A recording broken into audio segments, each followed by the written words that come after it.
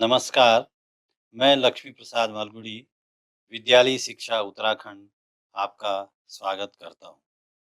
आज हम कक्षा 11 विषय हिंदी पुस्तक आरोह भाग 1 के पाठ 2 से मियां नसरुद्दीन पाठ को पढ़ेंगे। हमने अब तक इस पाठ के 2 भाग पढ़े थे और अब हम आज के शिक्षण में इसका अंतिम भाग पढ़ेंगे, जिसमें चर्चा के बिंदु इस प्रकार हैं। शब्द चित्र और संस्मरण, उसके साथ मुहावरे और कठिन शब्दों का अर्थ, प्रश्न अभ्यास। आपने पिछले भाग में पढ़ा था, कृष्णा सोवती मियां नसरुद्दीन से तमाम प्रश्न कर रही हैं। खानदानी नानबाई के बारे में बहुत सारी बातें हुई। वो इस बात पर अटक गए कि हमारे पूर्वज किस बादशाह के यहाँ नानबाई थे और उसका ठीक से उत्तर नहीं दे पाए। उन्होंने फिर प्रश्न किया कि उनका नाम क्या था। जब वो बता नहीं पाए, उन्होंने सिर्फ इतना ही कहा, जापनाह शाहजहां सलामत के यहाँ थे। नसरुद्दीन ने सोचा कि इतने से ही काम चल जाएगा, शायद यही नाम होगा, लेकिन उन्होंने कहा किस बादशाह के यहाँ, अर्थात बहादुर शाह जफर के यहाँ या किसी और के यहाँ, ये कहना चाह रहे थे। बात अधूरी छोड़ी। मियां नसरुद्दीन को झुंझलाहट हो गई। उनके उस बात से अब उसमें कोई रुचि नहीं रह गई, उस मजमून में कोई रुचि नहीं रह गई। एक शब्द आया था मजमून। मजमून का मतलब हुआ उस विषय में अब कोई रुचि नहीं रह गई जो ये बात कर रहे थे। अब तक शुरुआत में उसने थोड़ा सा कुछ नयापन समझा कि मैं कुछ लोगों को कुछ विशेष जानकारी दे रहा हूँ। उसको जो समाज में उस समय उसके हिसाब से जो उसका समाज था, उसको बहुत बड़ा नानभाई समझा जाता था। ये कहते थे कि इसके पूर्वज खानदानी नानभाई थे और ये भी खानदानी नानभाई है। वो बादशाहों के यहाँ काम करते थे, उस परंपरा में नसरुद्दीन भी था। लेकिन अब उनके प्रश्नों में ऐसा उलझाव, उन पत्रकारों के उस साक्षात्कार में ऐसा उलझा कि वो अब खींचने लगा, वो अब बात टालने लगा। तो मियाँ ने खींच कर कहा, फिर अलट-पलट के वही बात, अर्थात दोबारा उलट-पुलट करके फिर उसी बात पे आ गए कि कौन-सा बादशाह, उसका नाम बहादुर शाह था या कुछ और था। अरे लिख लीजिए बस यही नाम, आपको कौन बादशाह के नाम चिट्ठी रुका भेजना है। अर्थात तुम्हें अगर ये लिखना है अपने अखबार में, तो यही लिख लो। अब तक वो इस बात से प्रसन्न था कि जो बातचीत हो रही है, शायद ये अपने अखबार में छाप देंगे। भले वो अखबार को अब तक ये मानता था कि निठल्लों का काम था, लेकिन उसके अंदर एक भावना जगी होगी। अब इसलिए यहाँ पर शब्द आया है लिख लीजिए। उसे ये लगा कि आप नोट कर लीजिए, लिख लो जो भी नाम लिखना हो आपको। मुझे कोई लेना देना नहीं उससे। और अगर आपको नाम ही चाहिए, तो नाम और पता सही तब चाहिए होता है जब किसी को चिट्ठी या पत्र भेजना होता है। तो उनके नाम कौन सी चिट्ठी और रुका भेजना उन बादशाहों के कि सही-सही नाम और सही-सही पता होना ज़रूरी है। क्योंकि डाक खाना वालों के लिए ही नाम और सही पता होना ज़रूरी है, तभी चिट्ठी वहाँ पहुँच सकती है। आपको जो लगता है वो लिखिए। ये मियाँ ने उनसे कहा। हमें बिटर-बिटर अपनी तरफ देखते पाया, तो सिर हिला अपने कारीगर से बोले। अब ये टकटकी लगाए हुए उसकी तरफ देख रहे थे। बिटर-बिटर माने लगातार देख रहे हैं, जिज्ञासावश कि ये कुछ बोलेंगे, ये कुछ बोलेंगे। तो जब उसने देखा कि ये देख रहे हैं, तो फिर अपने कारीगर से बोले। बात टाल दी उसने और फिर जो उनका कारीगर था, जो उसके साथ सहायक रहा होगा, "अरे ओ बब्बन मियाँ, भट्टी सुलगा दो, तो काम से निपटें।" बब्बन मियाँ उनका कारीगर था, जो साथ में उनके दिशा निर्देश में या उनके साथ जो काम सीख रहा था, उसका नाम है बब्बन। तो मियाँ शब्द का प्रयोग आमतौर पे मुसलमान संप्रदायों में, मुसलमान अ, बिरादरी में मियाँ शब्द एक सम्मानजनक शब्द है, या पुरुष के लिए मियाँ जोड़ देते हैं। तो बब्बन मियाँ, भट्टी सुलगा दो तो काम से निपटें। हम आज का भट्टी सुलगाओ, आज का काम हम पूरा कर देंगे। यह बब्बन मियाँ कौन है साहिब? तब तक इन्होंने उस बात को छोड़ कर के, जो इसने उसका नाम लिया, उस चीज़ को पूछा कि ये बब्बन मियाँ कौन है? मियाँ ने रुखाई से, जैसे फाँक ही काट दी हो। अब रुखाई से फाँक काटना, ये भी एक मुहावरा है। बड़ा रूखापन हो गया, क्योंकि अब उसकी उनकी बात में किसी प्रकार की कोई अब रुचि रहने की, तो रूखापन दिखाया उसने अपने व्यवहार में। जैसे मतलब निपटा ही दिया हो, बला टाल दी हो, एक ही साँस में बोल दिया, अपने कारीगर हैं और कौन होंगे। उसके बाद मन में आया, पूछ लें आपके बेटे-बेटियाँ, पत्रकार हैं, एक प्रश्न, फिर दूसरा प्रश्न, फिर तीसरा प्रश्न, उसका इतिहास, उसका परिवार, उसका काम करने का ढंग, उसका समाज, तमाम तरह के प्रश्न पूछते हैं पत्रकार। और उनके प्रश्न का उत्तर हर किसी के बस का नहीं होता देना, या कई ऐसे व्यक्तिगत प्रश्न भी पूछ लेते हैं जो आप नहीं चाहते हैं, तो आप नहीं चाहते मत दीजिए। लेकिन यहाँ पर पत्रकार से जो लोग डरते हैं, लेकिन मियाँ नसरुद्दीन डरने वाला नहीं। उसने मान लो ऐसा माहौल बना दिया है, खींच करके, चिढ़ करके, अरुचि पैदा करके, रुखाई से बोल करके। अब जो ये पूछ रहे हैं उससे, जिन्होंने इस पाठ को लिखा होगा, जैसे कृष्णा सोबती और उनके साथ के लोग जो जा रहे हैं, वो सोचा कि हम इनके परिवार के बारे में पूछे कि तुम्हारे बेटे-बेटियाँ कितनी हैं? अब वो उन्होंने उस बात को छोड़ दिया कि कहीं फिर भड़क पड़े हम पर, तो मियाँ नसरुद्दीन के चेहरे पर उन्हें लगा कि कुछ ऐसे भाव आ रहे हैं कि जैसे वो और गुस्सा कर सकता है। तो किसी दबे हुए अंधड़ के आसार, दबे हुए अंधड़ का मतलब ऐसा बवंडर, ऐसी आंधी जो अभी बाहर तो नहीं आई लेकिन आ सकती है। तूफान या आंधी होने आने से पहले जो माहौल होता है एकदम शांत। तो अभी वो शांत तो है, लेकिन ऐसा ना हो वो भड़क पड़े, अपने व्यक्तिगत जानकारियों को माँग रहे हैं इस बात पर। तो ऐसा लगा उसका आसार उनको दिखा उसके चेहरे पर। ऐसा आभास हुआ उनको। तो यह मजमून न छेड़ने का फैसला किया। उन्होंने इस मजमून को, इस विषय को सोचा कि अब छेड़ा ना जाए।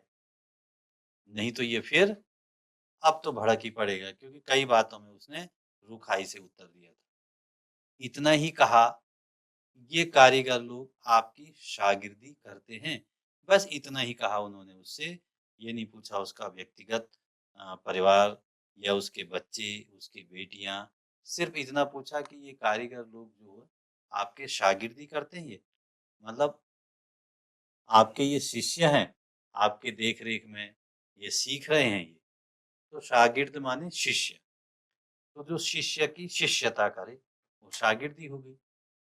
यानी आपके ये चेले हैं, आपसे सीखते हैं, बस इतनी बात है।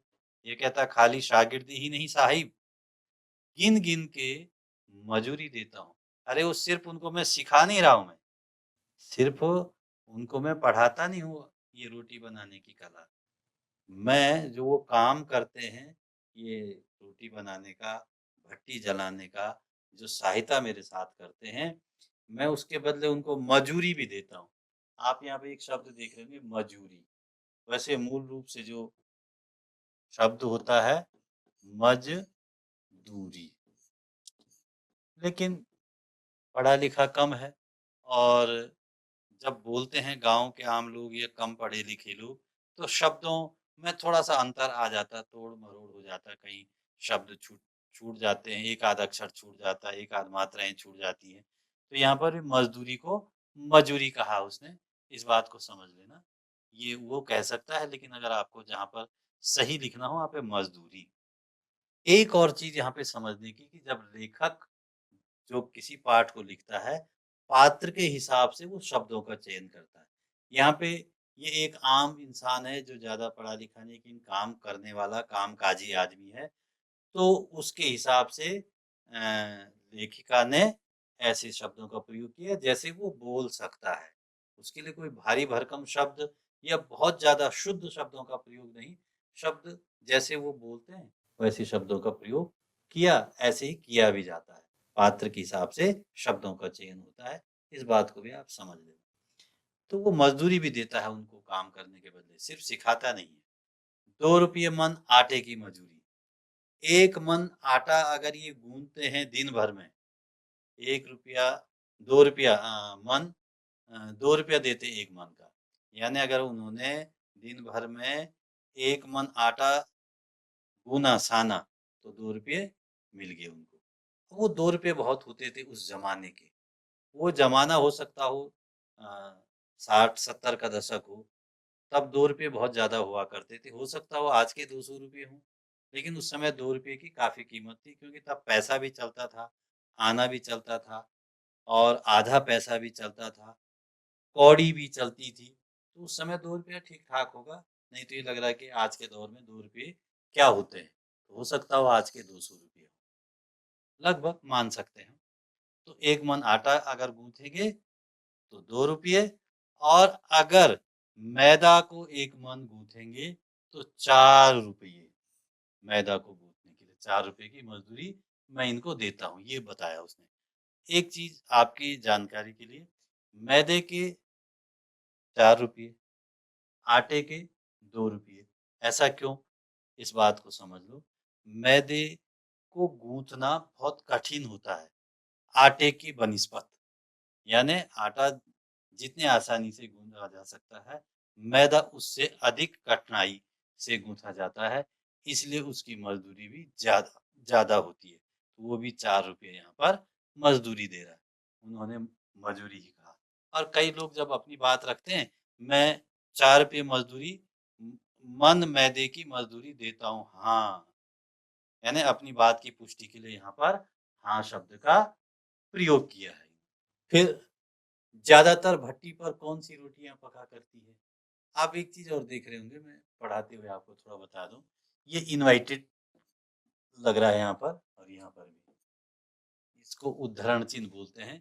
ये वहाँ-वहाँ पर लगेगा, पूरे पाठ में आप देख रहे होंगे जहाँ-जहाँ पर भी लगा हुआ, वहाँ-वहाँ पर ये चिन्ह लगता है, जहाँ पर किसी के स्टेटमेंट को, किसी के कथन को ठीक वैसे ही लिखा जाता है, तो वहाँ पर उद्धरण चिन्ह का प्रयोग होता है।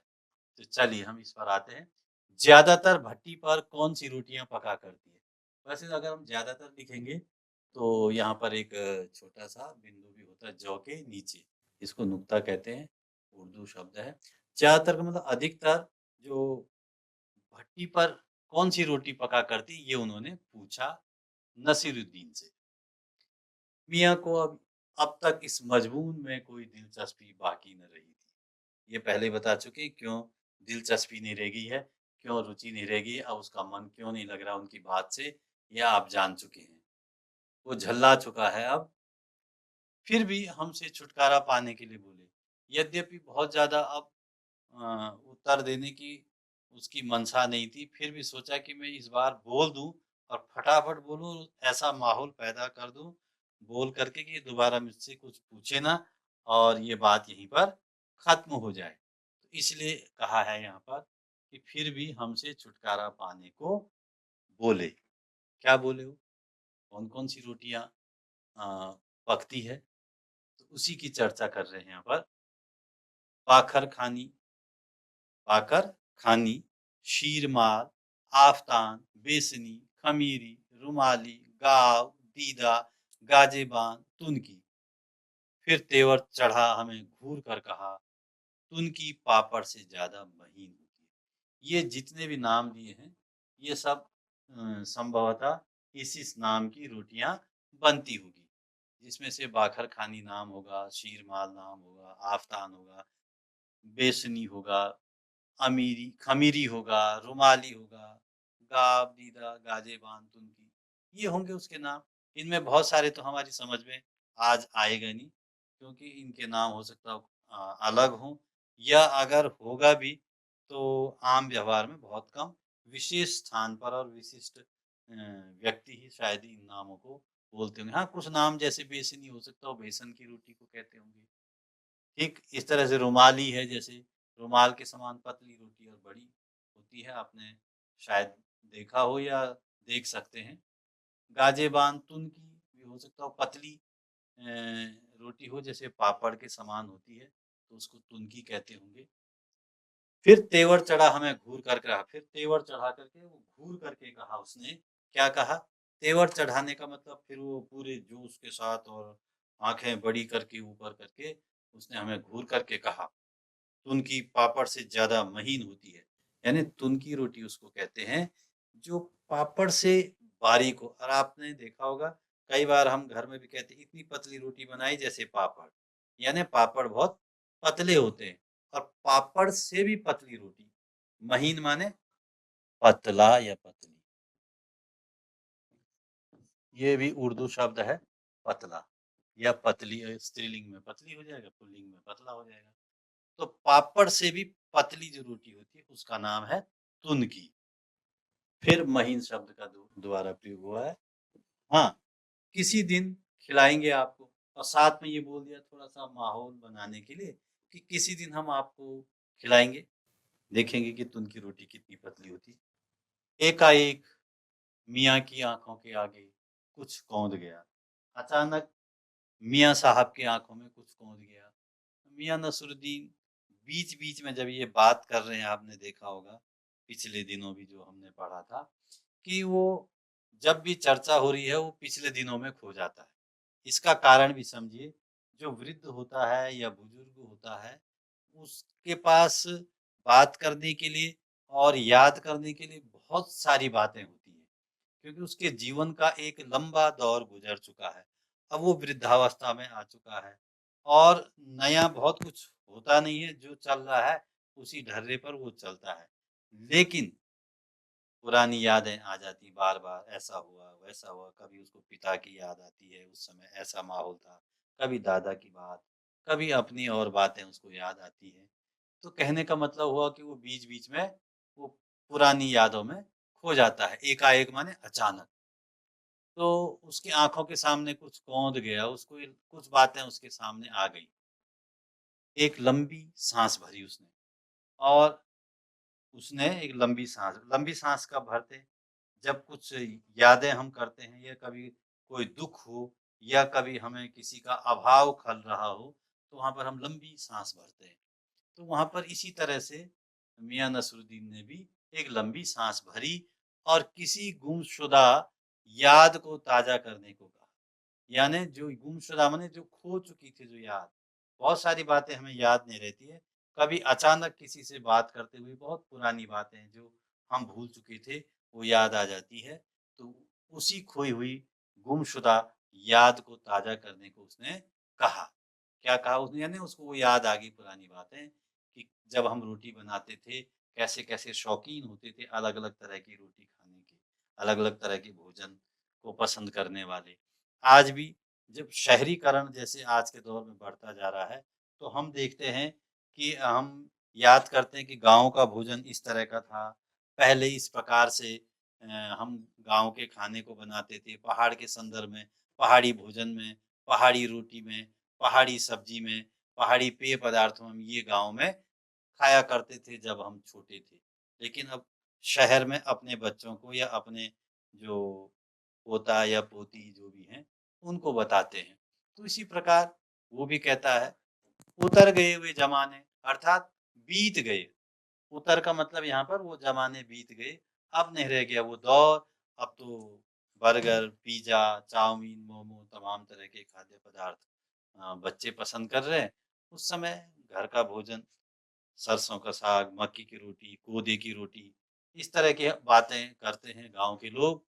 और गए हुए कद्रदान, तो साथ में कह रहा है वो कद्रदान का मतलब हुआ उसकी कद्र करने वाले, उसकी परवाह करने वाले, उसका सम्मान करने वाले जो लोग थे, जो कद्रदान थे, अब वो भी गए, अर्थात वो भी दुनिया से जा चुके हैं उसके दौर के लोग, जो पकाने और खाने की कद्र करना और जानते थे। उसकी दृष्टि में खाना पकाना बहुत बड़ा काम था, बहुत बड़ी कला थी, बड़े सम्मान की बात थी। और उस जो भोजन उस समय बनता होगा, उस भोजन को जो लोग पसंद करते थे, उसकी जो कद्र करते थे, उसका जो सम्मान करते थे, वो लोग गए और वो ज़माना भी गया, क्योंकि वो लोग ही जानते थे कि हाँ, इसका क्या महत्व है। मियाँ अब क्या रखा है? अब वो बात आगे बढ़ा रहा है। अरे मियाँ अब क्या रखा है? निकाली तंदूर से, निगली और हजम। आज दौर कैसा हो गया? तंदूर की रोटी रोटी का ज़माना हो गया। तंदूर की रोटी क्यों प्रचलन में आई होगी? एक तो वो मैदे से बनती है या मैदे जैसे आटे से बनती है। दूसरा, वो बहुत जल्दी जब भीड़ ज़्यादा हो और फटाफट बन जाती है। क्यों फटाफट बनाया बहुत तेज़ी से, उसको ज़रूरी नहीं कि गोल शेप में ही बने वो, गोल आकार में ही बने। बहुत जल्दी-जल्दी बने, चाहे वो टेढ़े-मेढ़े हो और भट्टी रहती है, भट्टी में चिपका देते हैं, एक ही बार में 4, 5, 6 रोटियाँ निकल आती है और तवे वगैरह में इतनी जल्दी नहीं हो सकता है। तो तंदूर का दौर जब बड़े कार्यक्रम होते हैं, बड़े आयोजन होते हैं, तो वहाँ पर तंदूर की रोटी ही आम तौर पे होता है। तो निकाली तंदूर से, निगली और हजम, खाया और हजम, कोई विशेष उसमें कुछ नहीं है। इस प्रकार से मियाँ नसरुद्दीन ने उस दौर को याद करते हुए इस काम को कहा है। अब हम इसके अभ्यास पर चर्चा करेंगे। पूरा पाठ आपने 3 भागों में पढ़ा और अभ्यास प्रश्न को भी हमने समझना है, क्योंकि जब पाठ हमने पढ़ा, पाठ से संबंधित जो बातें हैं, अब हम समझ चुके हैं और हमने कुछ उसको अभ्यास के तौर पे समझना है। मियाँ नसरुद्दीन को नान भाइयों का मसीहा क्यों कहा गया? एक प्रश्न है ये। मियाँ नसरुद्दीन को क्यों कहा गया? इस बात पर देखिए आप, क्योंकि वो 56 प्रकार की रोटियां बनाना जानता था और उस दौर में इत, इतने प्रकार की रोटियों को बनाने वाला कोई और नहीं था। सीधा सा सवाल, बहुत ज्यादा अगर विस्तार नहीं देते आप, तो इतने से भी आपका काम चल जाएगा। इसमें आपको पूरे अंक दिए जाएंगे, क्योंकि इसके 2 अंक का ही एक प्रश्न आता है। लेखिका मियाँ नसरुद्दीन के पास क्यों गई थी? अब वो मिलने के लिए तो गई नहीं थी। वो तय करके भी नहीं गई थी कि आज मैं घूम रही हूँ, पत्रकारिता में घूमना पड़ता है पत्रकारों को, इस विषय को लेकर के कि मियाँ नसरुद्दीन कोई होगा और उसका मैं साक्षात्कार लूँगी। वो तो इसलिए गई थी, वो वहाँ घूमते हुए खोजी पत्रकारिता का एक रूप भी कह सकते हैं इसको। वहाँ से निकली और उसको लगा कि यहाँ पर कुछ क्या पता सिवैयाँ बन रही हो, पूछ लिया चलते-चलते। पता लगा यहाँ पे एक खानदानी नान भाई है और उसका नाम नसरुद्दीन है, और तब नसरुद्दीन से वो बात करती है। उसे पता लगा तमाम बातों के बाद कि खानदानी नसरुद्दीन ने जो बताई, और इनके पूर्वज कभी बादशाह के यहाँ थे, तमाम प्रकार की रोटी के विषय में, और जो उनके शिष्य होते हैं उनके विषय में, कि जो उनसे सीखते हैं, जो उनके शागिर्द होते हैं, उनसे सीखा उसने। तो उसके पास इस तरह से वो पहुँची। बादशाह के नाम का प्रसंग आते ही लेखिका की बातों में मियाँ नसरुद्दीन की दिलचस्पी क्यों खत्म हो गई? क्योंकि वो इतिहास का जानकार नहीं था। न उसे अपने खानदान के बारे में पता था कि मेरे खानदान के लोग किस बादशाह के यहाँ थे, और उनके प्रश्नों का उत्तर वो सही दे नहीं पाया। वो देने की कोशिश भी करता था तो वो बाल की खाल निकाल लेते थे। अर्थात वो ये बताते कि कौन सा राजा किस समय कितने साल हो गए, अब वो अनजान था, तो वो उन बातों में उलझ गया। तो उसकी दिलचस्पी खत्म हो गई, वो झुँझला गया, इसलिए उसकी वो उनसे अब किनारा होने लगा। एक प्रश्न है चौथा, मियाँ नसरुद्दीन के चेहरे पर किसी दबे हुए अंधड़ के आसार देख यह मजबूर न छेड़ने का फैसला किया। इस कथन के पहले और बाद के प्रसंग का उल्लेख करते हुए इसे स्पष्ट करना है। अब आप देखिए, कुछ प्रश्न ऐसे होते हैं, पूरा एक कथन दे दिया जाता है, फिर उस कथन पर कहा जाता है कि आप इस कथन के बारे में बताइए, जो स्टेटमेंट था। तो मियाँ नसरुद्दीन के चेहरे पर दबा हुआ अंधड़ क्या हुआ और कब हुआ ये? जब वो पूछ रहे थे कि आपके बेटे और बेटियां हैं, ऐसा पूछना उन पूछा तो नहीं, उनके मन में था कि हम ऐसा पूछें, लेकिन उन्हें लगा कि अगर हमने कुछ और पूछ लिया व्यक्तिगत प्रश्न, तो ये हम पर नाराज हो जाएगा और भड़क जाएगा। तो इसलिए उन्होंने सोचा कि इस विषय को अब छेड़े ही नहीं, और उन्होंने फैसला किया कि अब हम ये प्रश्न नहीं करेंगे।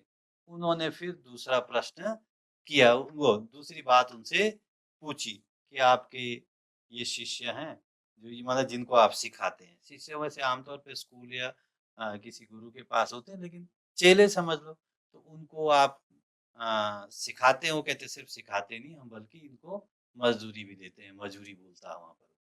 तो वो वाला प्रसंग, पहले और बाद का प्रसंग, आप पाठ पढ़ते हुए, और आपको पता लग जाएगा जब आप लिखेंगे तो। पाठ में मियाँ नसरुद्दीन का शब्द चित्र लेखिका ने कैसे खींचा, उसके बारे में उन्होंने बताया किस तरह का उसका चेहरा था, पका हुआ चेहरा, मौसमों की मार, झेला हुआ चेहरा, उसकी उम्र, बीड़ी का कस ले रहा है, वो अक्खड़ स्वभाव का है, अनपढ़ है लेकिन कभी कभी-कभी प्रसन्न भी हो जाता है, रुखाई से भी बोलता है, काम के प्रति समर्पित है, काम को कला के रूप में जानता है। ये लेखिका ने उसका एक शब्द चित्र खींचने की कोशिश की है। पाठ के आसपास इसी में 2 तरह के प्रश्न अभ्यास में पाठ के साथ और पाठ के आसपास, यानी एक तो सीधा पाठ के अंदर से और एक उससे जोड़ते हुए आपने लिखना, जैसे मियां नसरुद्दीन की कौन-सी बातें आपको अच्छी लगी।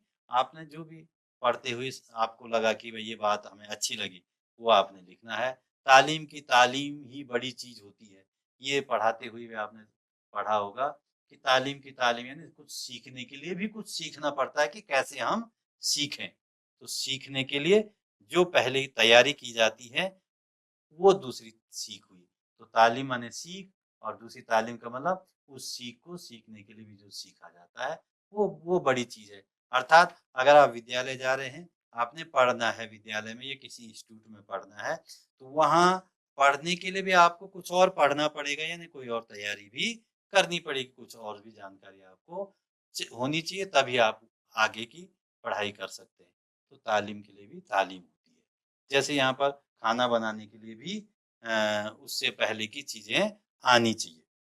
बर्तन धोना, भट्टी सुलगाना या कुछ और। तो इसलिए तालीम शब्द 2 बार प्रयोग किया गया है। आप दूसरी बार आए तालीम शब्द की जगह कोई अन्य शब्द भी तालीम के स्थान पर प्रयोग कर सकते हैं। तो ये आपने करना है। मियां नसरुद्दीन तीसरी पीढ़ी के हैं, यानी मियां कल्लन, बरकत, अली और नसरुद्दीन 3 पीढ़ियों के नाम है इसमें, जिसने अपने खानदानी व्यवसाय को अपनाया।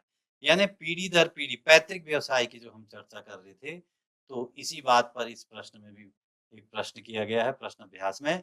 वर्तमान समय में प्राय लोग अपने पारंपरिक व्यवसाय को नहीं अपना रहे हैं, ऐसा क्यों? डॉक्टर का बेटा डॉक्टर तो बनने की कोशिश कर रहा है, वकील का बेटा वकील तो बनने की कोशिश कर रहा है। लेकिन एक किसी कला को जानने वाला, ज़रूरी नहीं उसका बेटा भी उसी कला को आगे बढ़ाए। कुछ छोटे-छोटे काम भी होते थे। उस ज़माने में उन कामों में ज़्यादा पैसा तो नहीं मिलता था, लेकिन आज के दौर में जैसे मान लो कोई वाद्य यंत्र है, कोई वाद्य यंत्र बजाता था उसका दादा या उसके पिता, उसने छोड़ दिया। वो अब दूसरा व्यवसाय अपना रहा। वो किसी क्षेत्र के बहुत अच्छे कारीगर थे, यानी वो कारपेंटर थे और बहुत अच्छी कारपेंटर का काम वो जानते थे। लकड़ी का काम बहुत अच्छा जानते थे। उसने वो छोड़ दिया। जबकि वो काफ़ी चीज़ें तो वैसे ही सीख चुका होता है। तो वो पैतृक पेशे होते थे, पारंपरिक व्यवसाय, लोग छोड़ते जा रहे हैं क्योंकि चकाचौंध के दौर में ज़्यादातर हम देखते हैं, सुनते हैं, चमक वाली नौकरियाँ, पैसे वाली नौकरियाँ, तड़क-भड़क वाली नौकरियाँ, आराम वाली नौकरियाँ, उसकी तरफ जा रहे हैं। तो वो एक तरह से ज़्यादा अच्छा भी नहीं है। जैसे कोई किसान है, दिन मज़दूरी करता है, किसानी करता है, खैर मज़दूरी क्या है, किसानी करता है अपने खेत में और खूब अन्न उगाता है। लेकिन उसका बेटा अब किसानी करने से कतरा रहा है। उसका बेटा चाहता है मैं बिज़नेसमैन बनूँ और ये खेती का काम छोड़ दूँ। क्यों? उसमें पसीना बहाना पड़ता है, धूप, सर्दी, गर्मी में वहाँ पर जूझना होता है। तो इसलिए वो धीरे-धीरे उसके बेटे उस व्यवसाय से दूर होते जा रहे हैं और शहर की ओर जा रहे हैं। ये टेलीविज़न, इंटरनेट तमाम इसका भी प्रभाव हो सकता है और परिश्रम करना पड़ता है पारंपरिक पेशे में। उससे भी बचना चाह रहे हैं। शॉर्टकट या अधिक कमाई और अधिक आराम चाहता है व्यक्ति इसलिए। मियाँ कहीं अखबार नवीस तो नहीं हो? यह तो खोजियों की खुरापात है। ये कहा था उसने कि कहीं आप पत्रकार तो नहीं हो? ये पत्रकारिता तो खोजियों की खुरापात है, शरारत है ये। ये पता नहीं क्या-क्या खबरें इकट्ठी करते हैं और दे देते हैं। पढ़ने और पढ़ाने वाले भी निठल्ले होते हैं, ऐसा कहा था उसने। तो अखबार की भूमिका को देखते हुए इस पर टिप्पणी करनी है। क्या अखबार खुरापात है? नसीरुद्दीन के हिसाब से तो था, लेकिन वास्तव में अखबार हमें बहुत सारी अखबार से बहुत सारी जानकारियाँ मिलती हैं। पकवानों को जानें, पाठ में आए हुए रोटियों के अलग-अलग नामों की सूची आप बना सकते हैं। भाषा की बात जो प्रयोग होते हैं, जैसे 3-4 वाक्य में अनुकूल प्रसंग तैयार कर नीचे दिए गए वाक्यों का इस्तेमाल कर सकते हैं। पंच-हज़ारी अंदाज से सिर हिलाना, आँखों के कंचे हम पर फेर दिए, आ बैठे उन्हीं के ठिए पर। ये जो एक तरह से मुहावरे जैसे ये जो वाक्य आए हैं, इनको अलग-अलग अंदाज में आप वाक्य प्रयोग कर सकते हैं, जैसे मुहावरों का करते हैं, इन वाक्यों का भी आप 5-6 वाक्यों में बदल सकते हैं। बिटर-बिटर देखना ये भी इसी का एक तरीका है। तो यहाँ देखने के लिए एक खास तरीके को प्रकट किया गया है। देखने संबंधी इस प्रकार की 4 क्रिया विशेषण का प्रयोग कर वाक्य बनाइए। जैसे सिर्फ देखना, अच्छी तरह से देखना, घूर करके देखना, प्रेम से देखना, ये सब देखने की बातें हैं। तो बिटर-बिटर देखना भी ये एक तरह का क्रिया विशेषण है, क्योंकि देखना क्रिया है और बिटर-बिटर क्रिया विशेषण है। एडवर्ब जिसको अंग्रेजी में हम कहते हैं। तो ये कह रहे 4 क्रिया विशेषण का प्रयोग कर वाक्य बनाए। चारों क्रिया विशेषण का आपको प्रयोग करना है और उसका वाक्य बनाना है 4 प्रकार के जो क्रिया विशेषण है। नीचे दिए गए कुछ वाक्य हैं, उनके अर्थ पर बल देने के लिए शब्द क्रम परिवर्तन किया गया है। सामान्यतः इन वाक्यों को किस क्रम में लिया जा सकता है? आपने देखा होगा कभी हम बात कह देते हैं, दूसरी जो मुख्य बात है वो बाद में कहते हैं और सामान्य बात पहले कह देते हैं या आगे-पीछे। आप गए थे आप वहाँ, इस तरह भी हम बात करते हैं। तो इसी तरह से लिखा जाता है, एक शैली होती है, लेखक किस शैली में लिखना चाह रहा है, वो उस पर निर्भर है। या सामने वाला किस ढंग से बोल रहा है, उस पर निर्भर करता है। मियाँ मशहूर हैं 56 किस्म की रोटियाँ बनाने के लिए। अब बनाने के लिए बाद में आया, अब मशहूर हैं बाद में। अगर हम सही करते हैं कि मियाँ 56 किस्म की रोटियाँ बनाने के लिए मशहूर हैं, सही क्रम ये है। निकाल लेंगे वक़्त थोड़ा, यानी थोड़ा वक़्त निकाल लेंगे, अगर आपको क्रम देना है तो। इसे दिमाग में चक्कर काट गई है बात, ये कह सकते हैं कि दिमाग में यह बात चक्कर काट गई है। रोटी जनाब पकती है आँच से रोटी जनाब आँच से रोटी पकती है। सही क्रम उसका वैसे ये है, लेकिन गलत ये भी नहीं है। अब हम इस पाठ के मूल्यांकन बिंदुओं को समझेंगे। हमने इसमें पढ़ा साक्षात्कार विधा के विषय में कि साक्षात्कार विधा क्या है पत्रकारिता के क्षेत्र में। इसको हम जान चुके थे कि जब किसी व्यक्ति विशेष का साक्षात्कार लिया जाता है, चाहे वो पूर्व सूचित हो, निर्धारित हो या नहीं भी हो, उससे जो प्रश्न किए जाते हैं, उस पर चर्चा हुई। पैतृक व्यवसाय जो दादा या पिता से चला आ रहा हो खानदान में, उस व्यवसाय को कहते हैं। जैसे एक व्यापारी है, धीरूभाई अंबानी है, उनके बेटे अनिल अंबानी है, फिर उनके बेटे और हैं। इस तरह से वो क्रम व्यवसाय का चल रहा है। ऐसे एक नेताजी हैं, उनके बेटे फिर नेता हुए, फिर बेटे के बेटे नेता हुए, तो वो भी एक खानदानी, उनकी आजीविका भी वही है और उनका जीवन का सारा क्रम भी वही चल रहा है। ऐसी एक शिक्षक है, उसके दादा शिक्षक थे, पिता शिक्षक और फिर इस समय पिता का बेटा यानी उस उन पहले वालों का नाती भी शिक्षक हुआ।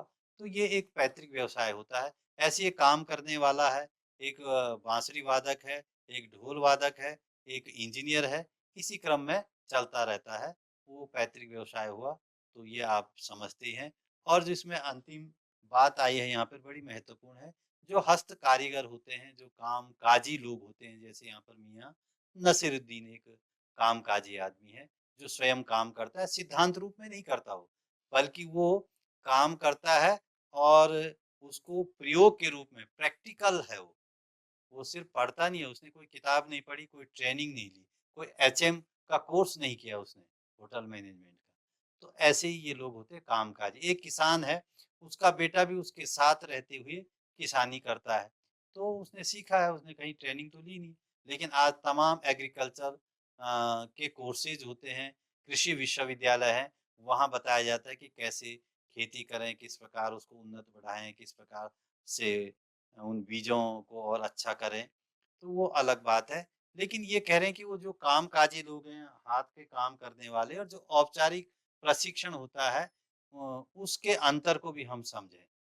मतलब ये हुआ कि जैसे मैं किसान की बात कर रहा हूँ, किसान खेत में काम कर रहा है और अपने आप कर रहा है, उसने कोई कोर्स नहीं किया। उसका बेटा उसके साथ उसकी मदद करता है, बहुत सारी चीज़ें उसने समझ ली है। अब यहाँ पर अगर किसान अपने बेटे को कोई कृषि से संबंधित कोर्स करवाता है, बागवानी से संबंधित, खेती से संबंधित और उसके बाद वो जब कोर्स करके आ जाता है कृषि विश्वविद्यालय में या किसी संस्थान से, तब वो खेत में जाता है, तो वो अपनी खेती में और वैज्ञानिक तरीके से काम कर सकता है और अधिक मुनाफ़ा भी कमा सकता है और फसलों को और अच्छा उत्पाद वो दे सकता है। इस प्रकार काम हस्त कारीगरी और जो औपचारिक प्रशिक्षण होता है, उसमें अंतर होता है। तो औपचारिक प्रशिक्षण के बाद यदि हम प्रयोग में लाएँ उसको, तो उससे लाभ होता है। हमने चर्चा की अब तक तमाम विषयों पर, शब्द चित्र क्या हुआ, साक्षात्कार क्या हुआ, मुहावरे और कठिन शब्दों का अर्थ और प्रश्न अभ्यास, ये सब हमने पढ़ा इस पाठ में और अच्छी तरह से आपने समझा होगा, ऐसी अपेक्षा हम रखते हैं। कुछ यहाँ पर आपके लिए गृह कार्य के रूप में हम दे रहे हैं। गृह कार्य में जैसे अपनी आजीविका के लिए किस प्रकार का व्यवसाय चुनना चाहिए या आप चुनना पसंद करेंगे, आप लिख सकते हैं कि मैं जीवन में ये काम करना चाह रहा हूँ, मैं सेना में जाना चाहता हूँ, मैं शिक्षा के क्षेत्र में जाना चाहता हूँ, मैं खेती करना चाहता हूँ, किसानी करना चाहता हूँ, मैं व्यवसाय करना चाहता हूँ। इस पर आप अपने विचार लिख सकते हैं और उसके बाद अपने आसपास जो काम करते, चाहे किसान हो, चाहे वो कोई कारीगर हो, चाहे वो लकड़ी का काम करता हो, चाहे वो वाद्य यंत्र से संबंधित काम करता हो, चाहे वो पत्थर की मूर्ति बनाता हो, शिल्पी हो या कोई पेंटिंग करता हो या फिर कोई अ, सफेदी का काम करता हो, उससे बात करके उसके व्यवसाय से संबंधित चर्चाएँ आप कर सकते हैं। जैसे पाठ में बात की है कृष्णा सोबती लेखिका ने मियाँ नसरुद्दीन से और आप उसके बाद लिख सकते हैं कि मैंने ये पूछा, उन्होंने ये उत्तर दिया। बहुत अच्छा आपका गृह कार्य बनेगा और समझ भी विकसित हो जाएगी। तो हम आशा करते हैं कि जो ये पाठ हमने पढ़ा मियाँ नसरुद्दीन, जो आपके आरोह भाग 1 के दूसरा पाठ है और 3 भागों में आपने पढ़ा, तो ये आपको समझ आया होगा और आप इसको अच्छी तरह से समझ चुके होंगे। इन्हीं शब्दों के साथ हम दूसरा अध्याय लेकर के जल्दी आपके सम्मुख आएँगे। धन्यवाद।